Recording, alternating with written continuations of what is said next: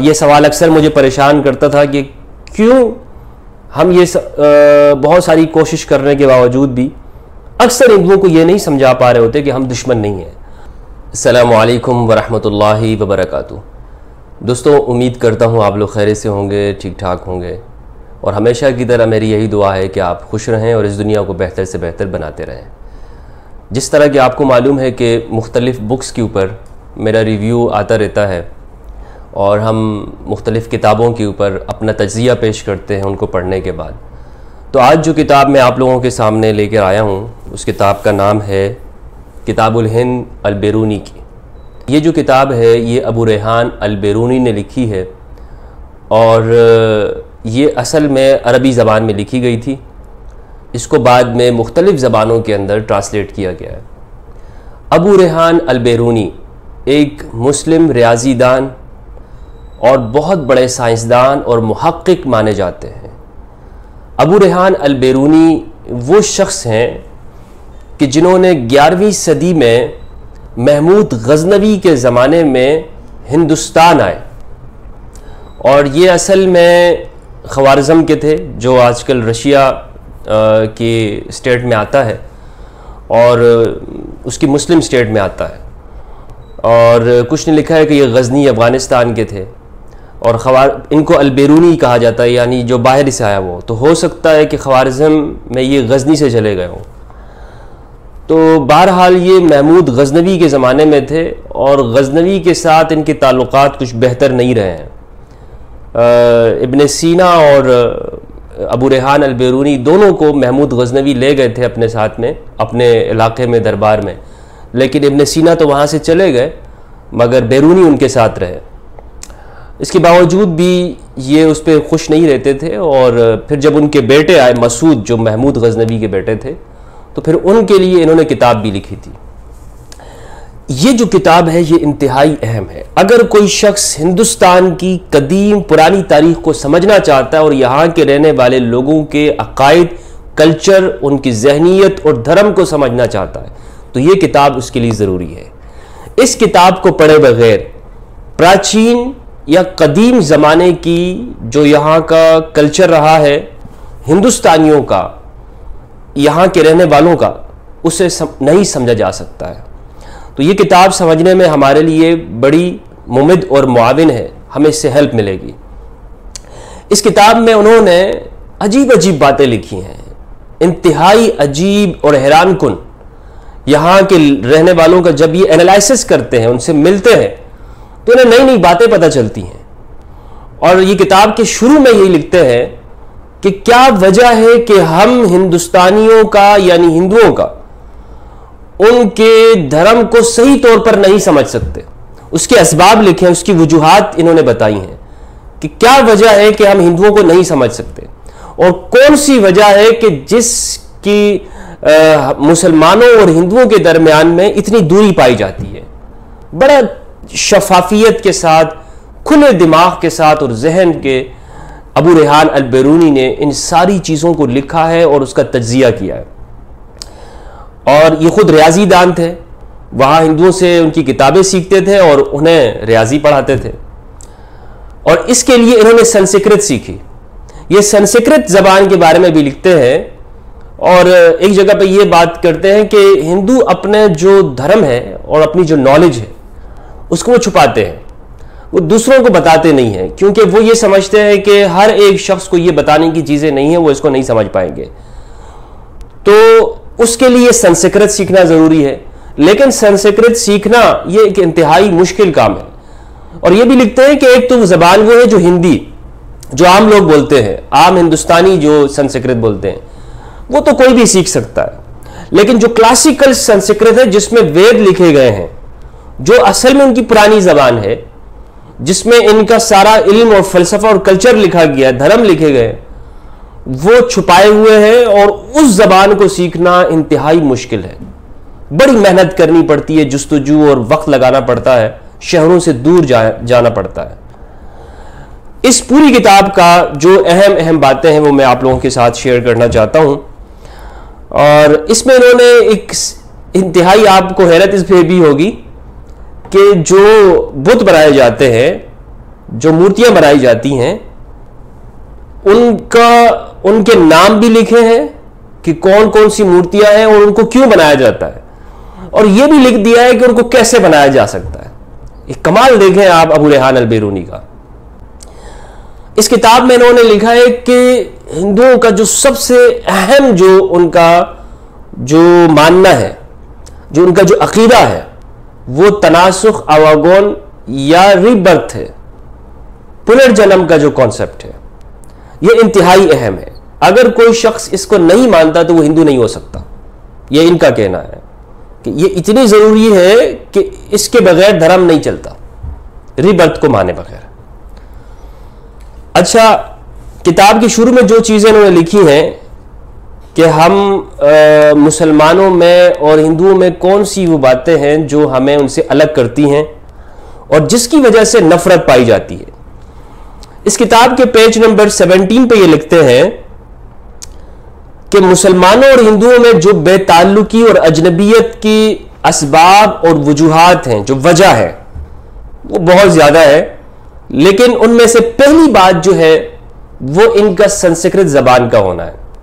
اور میں نے آپ کو بتایا کہ سنسکرت زبان کے ہونا کیوں یہ وجہ ہے, کیونکہ ایک مشکل زبان ہے اور اس زبان کو سیکھنا ہر ایک کی بس کی بات نہیں ہوتی ہے.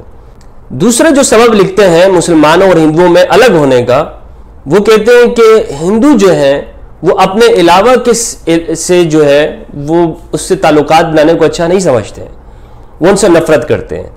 اس پورے پیراگراف کو ہم پڑھتے ہیں تاکہ چیزیں ہمیں سمجھ میں آ سکیں. کہتے ہیں کہ بے تعلقی کا دوسرا سبب یہ ہے کہ ہندو دین میں ہم سے کلی مغایرت رکھتے ہیں, یعنی بالکل الگ ہیں. نہ ہم کسی ایسی چیز کا اقرار کرتے ہیں جو ان کے ہاں مانی جاتی ہے, اور نہ وہ ہمارے ہاں کی کسی چیز کو مانتے ہیں. اگرچہ یہ لوگ آپس میں ایک دوسرے کے ساتھ مذہبی کانفلکٹ کم کرتے ہیں, مذہبی نزاع کم کرتے ہیں, اور بحث و مناظرے کے سوا جان, بدن اور مال کو نقصان نہیں پہنچاتے, لیکن غیروں کے ساتھ ان کا یہ طریقہ نہیں ہے. غیروں کو یہ لوگ ملیچ اور ناپاک کہتے ہیں, اور ان کو ناپاک سمجھنے کی وجہ سے ان سے ملنا جلنا, شادی بیاہ کرنا, ان کے قریب جانا, ان کے ساتھ بیٹھنا, یہ سب یہ کہتے ہیں کہ یہ الاؤ نہیں ہے. اور جس چیز میں غیر قوم کی آگ یا پانی سے کام لیا گیا ہو, جن دو چیزوں پر ضروریات زندگی کا مدار ہے, اس چیز کو ناپاک سمجھتے ہیں, یعنی آگ اور پانی. کہتے ہیں کہ کوئی وجہ بھی نہیں ہے کہ ہم ان کے قریب ہو سکے, کیونکہ یہ ہمیں ملیچ کہتے ہیں اور ہم ان کے عقیدے کو نہیں مان سکتے. تیسری جو وجہ بتاتے ہیں وہ کہتے ہیں کہ ہمارے کلچر میں اور ان کے کلچر میں زمین اور آسمان کا فرق ہے. ہاں, ہمارا اور ان کا جو رہن سہن ہے, وہ ان کا رہن سہن الگ ہے, ہمارا رہن سہن الگ ہے.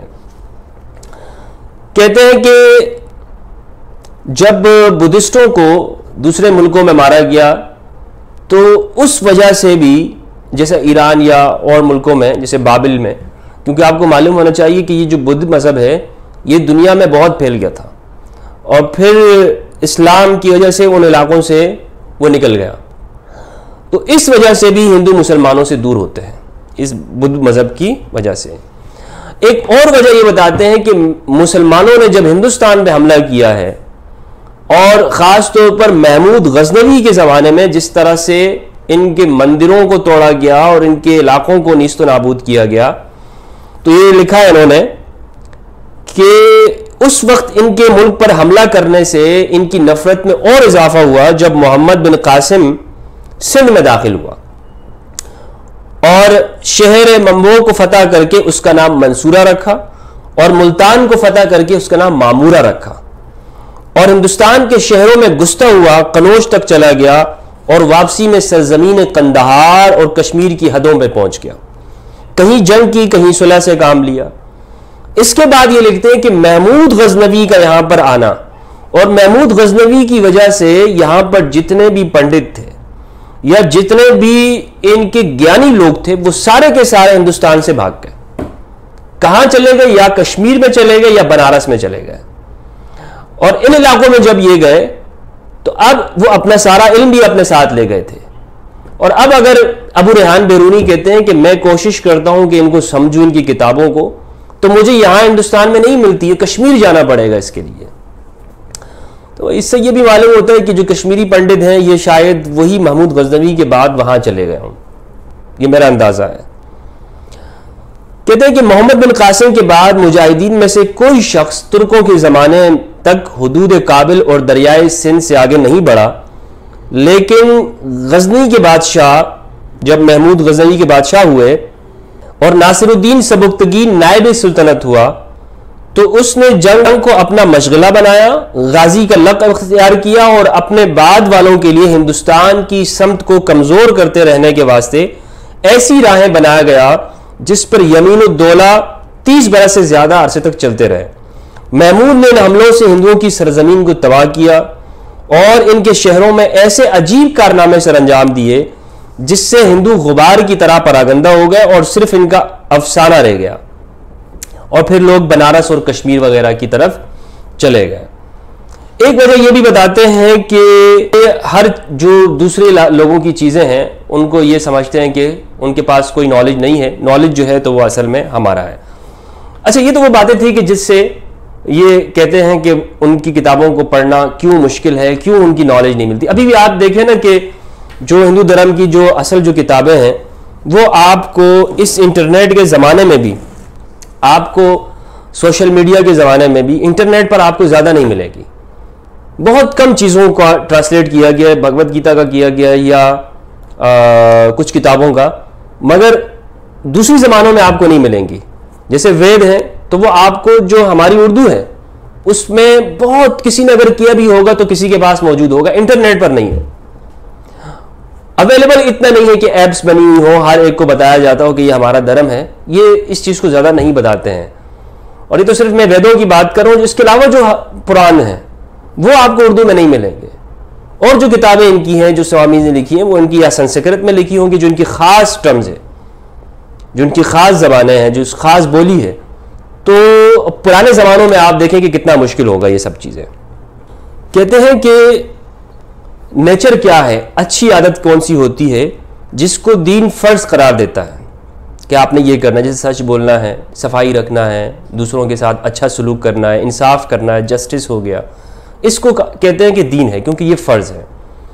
ہندوؤں کے نزدیک دین کے اصول باوجود فروع دین بہت زیادہ ہونے کے چند کلیات کے اندر جمع ہے، یعنی اگر ان کو ہم سم اپ کریں تو وہ یہ چند چیزیں نکلیں گی، اور انہوں نے 9 لکھی ہیں۔ 9 نمبر 1، قتل نہیں کرنا، جھوٹ نہیں بولنا، چوری نہیں کرنی، زنا نہیں کرنا یعنی ناجائز سنبندھ نہیں رکھنے، مال حد سے زیادہ نہیں جمع کرنا، پاکی اور صفائی کا خیال رکھنا ہے، بہت روزے رکھنا ہے اور سادہ سخت زندگی گزارنی ہے، خدا کی عبادت پر اس کے نام کو جپنے کے ساتھ ساتھ قائم رہنا ہے، اور بغیر زبان سے کچھ بولے ہوئے دل میں ہمیشہ اوم کا کلمہ جپتے رہنا ہے، جو کہ اس کریشن کا کلمہ ہے۔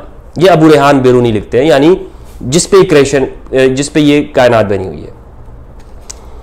یہ باتیں انہوں نے چند چیزیں لکھی ہیں۔ اسی طرح یہ صفحہ نمبر 95 اور 96 پر لکھتے ہیں، یہ کہتے ہیں کہ 3 مخلوقات ہیں، سب سے اوپر روحانی ہیں، درمیان میں انسان ہے، اور تیسرے نمبر پر حیوانات ہیں۔ ان کو انہوں نے تقسیم کیا ہے اور ان کی نوعیں 14 ہیں۔ ان میں 8 نوعیں روحانی مخلوقاتی یعنی برہما، اندر، پرجاپت، سومی، گاندرب، جکش، راکشس، پیشاچ۔ حیوانات کی 5 قسمیں ہیں، یعنی جانور، وحشی جنگلی جانور، اڑنے والے، رینگنے والے، اگنے والے، اور انسان اس کی صرف ایک ہی قسم ہے۔ اب یہ 3 قسم کی مخلوقات ہیں اور ان تینوں کے پھر الگ الگ کام ہیں، اور کس طرح سے جو ان کی کتابیں ہیں وہ ان کے بارے میں بتاتی ہیں کہ آپ نے جانوروں کے ساتھ کیا کرنا ہے، انسان کا کیا ہے، اور یہ جو 8 اوپر نام بتایا جو روحانی مخلوقات ہیں ان کا کیا رول اور کردار ہوتا ہے۔ اچھا، یہ لکھتے ہیں کہ دیو یا فرشتے جو ہوتے ہیں، عموماً ہمارے ہاں یہ جو دیو کا لفظ ہے یہ فرشتوں کے لیے سمجھا جاتا ہے، یعنی ہندو فرشتوں کو دیو بولتے ہیں۔ کہتے ہیں دیو یعنی فرشتے شمالی علاقہ ان کا ہے، اور ان کو ہندوؤں کے ساتھ خصوصیت کہا گیا ہے کہ زرتش نے شیاطین کا نام دیو رکھ کر، جو بدھ مذہب والوں کے نزدیک سب سے زیادہ محترم گرو کا نام تھا، بدھ مذہب کے ساتھ نفرت کا اظہار کیا تھا۔ فارسی زبان میں مجوسیت کے ساتھ تعلق سے یہ استعمال قائم رہ گیا۔ اچھا، صفحہ نمبر 109 میں کہتے ہیں کہ ہندوؤں کی 4 طبقات ہیں، ہندو اپنے طبقوں کو ورن یعنی الوان یا رنگ کہتے ہیں اور نسب کی حیثیت سے جاتک یعنی موالید یا پیدائش نام رکھتے ہیں. یہ طبقے ابتدائی منزل میں 4 ہیں. سب سے اونچا طبقہ برہمن کا ہے, دوسرا کشتر کا ہے, تیسرا بیش کا ہے, چوتھا یعنی ویش, چوتھا طبقہ شودر ہے. شودر کے بارے میں لکھتے ہیں برہما کے دونوں پیر سے پیدا ہوئے, اخیر کے دونوں مرتبے باہم قریب ہیں. اور پھر آگے انہوں نے اس کی تفصیلات وغیرہ لکھی ہیں کہ یہ کیا مطلب کس کا کیا کام ہے اور کیا کر سکتا ہے اور کون کیا کام نہیں کر سکتا. اس کتاب میں انہوں نے جگہ جگہ پر ویدوں کے ریفرنس بھی دیے ہیں اور شریمد بھگوت گیتا کے بھی ریفرنس انہوں نے ہر 2 صفحے کے بعد یہ بتاتے رہتے ہیں کہ گیتا میں یہ لکھا ہوا ہے اور ویدوں میں یہ لکھا ہے. تو اس سے یہ بھی معلوم ہوتا ہے کہ انہوں نے بہت گہرائی کے ساتھ ان کی اسٹڈی کی ہے جس سے یہ اتنی زیادہ واقفیت انہیں ملی ہے. بت پرستی مورتی پوجا کی ابتدا 122 پر یہ لکھتے ہیں کہ یہ یہاں پر جو بت پرستی ہوتی ہے تو یہ عام طور پر کی جاتی ہے اور جو ان کے جو خاص لوگ ہیں جو بڑے پنڈت یا سوامی جن کو کہا جاتا ہے تو وہ یہ کام نہیں کرتے ہیں. یہ تفصیل لکھی ہے, جس نے تفصیل دیکھنا ہو تو وہ صفحہ 122 میں اس کو دیکھ سکتے ہیں. اچھا, صفحہ نمبر 136 میں لکھتے ہیں, صفحہ نمبر 131 پہ یہ بتاتے ہیں کہ بتوں کے جو یہ اعضاء ہیں یہ ان کے جو ہاتھ پیر ہیں یہ کیوں بنائے جاتے ہیں اور کیا وجوہات ہیں. اور اچھا, صفحہ نمبر 36 پہ لکھتے ہیں کہ عرب میں جو بت پرستی تھی وہ کس وجہ پہ تھی اور جو یہاں کی جو بت پرستی ہے یہ کیا ہے, ان دونوں میں کیا فرق ہے اور وہ کیوں کرتے تھے اور یہ کیوں اس چیز کو کرتے ہیں. صفحہ نمبر 146 میں انہوں نے مہا بھارت کا پورا بتایا کہ اس میں کون کون سے کریکٹر تھے اور وہ کیوں لڑی گئی ہے, کیا وجوہات تھی, کس وجہ سے وہ پوری جنگ ہوئی ہے. اس پوری جنگ کا انہوں نے اس پوری کتاب کا انہوں نے خلاصہ لکھا ہے. صفحہ نمبر 149 پہ انہوں نے برہمانڈ کا بیان کیا ہے کہ برہمانڈ اور کائنات جو ہے یہ کیا ہے, سب سے پہلی کیا چیز تھی. تو یہ لکھتے ہیں کہ سب سے پہلے جو ہے وہ پانی تھا, یعنی پانی کو جو ہے وہ سب سے پہلے تھا, اس کے بعد یہ ساری چیزیں آگے برہمانڈ بنی ہیں. اور صفحہ نمبر 150 پہ لکھتے ہیں کہ یہ جو بات ہے کہ سب سے پہلے پانی تھا یہ بات قرآن میں بھی ہے اور قرآن مجید کی آیت سے یہ استدلال کرتے ہیں کہ اللہ تعالیٰ نے ہر چیز کو پانی سے پیدا کیا ہے اور وَكَانَ عَرْشُهُ عَلَى الْمَاءِ, اس کا تخت بھی پانی کے اوپر ہے. تو یہ دونوں کو پھر انہوں نے یہاں پر آگے ملا دیا ہے دونوں باتوں کو کہ جس طرح ہندو مانتے ہیں کہ سب سے پہلے پانی تھا, اس طرح مسلمان بھی یعنی اسلامی کتاب قرآن مجید کے اندر بھی یہ بات موجود ہے کہ سب سے پہلے پانی ہے اور پانی سے پھر پورے برہمانڈ اور کائنات کو پیدا کیا گیا ہے. تو میں نے دوستو یہ کتاب پڑھی, آگے پھر جو ہے وہ ریاضی کی اور اس کے مسائل ہیں, سمجھا ہے انہوں نے کہ کائنات کس طرح سے کام کر رہی ہے, سورج چاند ستارے کس طرح سے ریاضی کے ساتھ سارے اصولوں پہ چل رہے ہیں. تو ایک طالب علم کے لیے بھی اور ان لوگوں کے لیے جو یہاں کے رہنے والوں کے فلسفہ اور کلچر, رہن سہن, بود و باش, زندگی کو, ان کے اٹھنے بیٹھنے کو, معاملات کو سمجھنا چاہتا ہے تو یہ کتاب اس کے لیے انتہائی اہم کتاب ہے, ضروری ہے. یہ کتاب آپ کو پاکستان سے مل سکتی ہے آرام سے, میں نے بھی یہیں سے لی ہے. اس کا جو ترجمہ ہے ٹرانسلیشن سید اصغر علی نے کیا ہے اور یہ الفیصل ناشران و تاجران کتب انہوں نے اس کو چھاپا ہے. انتہائی زبردست ترجمہ بھی آسان ہے اس کا, میں نے اس کو پورا پڑھ لیا ہے اور جو چیزیں مجھے اس میں سمجھ میں آئی ہیں تو اس نے کافی واقعی یعنی جو عقائد ہیں ہندوؤں کی تاریخ ہے اس میں سمجھنے میں مدد کی ہے. اور یہ سوال اکثر مجھے پریشان کرتا تھا کہ کیوں ہم یہ بہت ساری کوشش کرنے کے باوجود بھی اکثر ہندوؤں کو یہ نہیں سمجھا پا رہے ہوتے کہ ہم دشمن نہیں ہیں. تو اس کتاب سے اس سوال کا جواب تو مجھے مل گیا ہے کہ اس کی وجہ یہ ہے کہ ہمارا جو اصل جو لینگویج ہے وہ الگ ہے. اردو کی وجہ سے ہم کمیونیکیٹ تو کر پا رہے ہیں, یعنی ہماری آپس میں ایک دوسرے کو انڈرسٹینڈ کر سکتے ہیں, لیکن جو دھرم کی جو اصل جو لینگویج ہے وہ ہمیں نہیں آتی ہے, ہم اس کو نہیں سیکھ پا رہے ہوتے ہیں, ہمارے لیے مشکل ہے اور ان کے لیے اس لیے کہ ہماری زبان عربی ہے اصل جو دھرم کی ہے, تو وہ انہیں ہمارے اصل ٹیکسٹ تک آنا مشکل ہے اور ہمیں ان کے اصل ٹیکسٹ تک آنا مشکل ہے. اب اس کے بعد میں اس نتیجے پہ پہنچا ہوں کہ ہمیں یہ کوشش کرنی ہوگی کہ جو ہندوؤں کے اصل گرو ہیں، یہ ان کا فرض بنتا ہے اگر وہ سمجھتے ہیں کہ اپنے علم کو دوسروں تک پہنچائیں تو انہیں سب سے پہلے اپنی کتابوں کو جو جتنی دوسری لینگویجز ہیں اس میں ٹرانسلیٹ کرنا ہوگا. وہ ٹرانسلیٹ کرے، اردو میں کرے، عربی میں کرے، تاکہ ہم اسے پڑھ سکیں. ہمیں معلوم تو ہو کہ اصل دھرم میں کیا لکھا ہوا ہے. آج بھی ہم ویدوں کو سمجھنے کے لیے پنڈتوں اور سوامیوں کو ڈھونڈ رہے ہوتے ہیں، اور وہ بھی ہمیں ٹائم نہیں دیتے ہیں کہ ہم وہ بتائیں. اور جو بھی بتا رہے ہوتے ہیں وہ اپنے ذہن سے بتا رہے ہوتے ہیں. یعنی اگر آپ قرآن مجید کسی سمجھنا چاہیں اور آپ یہ کہیں کہ بھائی مجھے کسی مولوی سے سمجھنا ہے، تو وہ آپ کو اپنے ذہن سے بتائے گا. اگر آپ نے خود عربی سیکھ لی ہے تو آپ خود جا کے سیکھ لیں گے. یہ دونوں فرق ہو جاتا ہے اس سے. اور چیزوں کو سمجھنے کے اندر اس میں گہرائی میں جانے کے لیے ضروری یہ ہے کہ اصل لینگویج آئے. اور اصل لینگویج جب تک سنسکرت نہیں آئے گی ہم ان کے دھرم کو پوری طرح سے سمجھ نہیں پائیں گے، اس میں اتر نہیں سکیں گے. تو یہ انتہائی ضروری ہے، اور امید کرتا ہوں کہ چند سالوں کے اندر اس پہ بڑا کام ہو جائے گا. ہونا چاہیے. بھگوت گیتا کے اوپر ہو گیا اور بڑے بہترین انداز کے اندر اس پہ کام ہوا ہے. تو دوسری کتابوں پر بھی اگر وہ کر لیں، اور اسی طرح ہماری جو کتابیں الحمدللہ آپ دیکھیں کہ ہمارا اسلامی ذخیرہ اکثر وہ آپ کو انٹرنیٹ کے اوپر اویلیبل ملے گا. وہ آپ کو ہر زبان میں آپ کو نظر آئے گا، ہندی میں، سنسکرت میں، اردو میں، روسی میں، امریکی زبان کے اندر انگلش میں آپ کو وہ ملے گا. تو یہ وہ وجہ ہے کہ جس سے مجھے اس کتاب کے پڑھنے سے سمجھ میں آئی ہے، اور امید کرتا ہوں کہ آپ کو بھی سمجھ میں آئی ہوگی.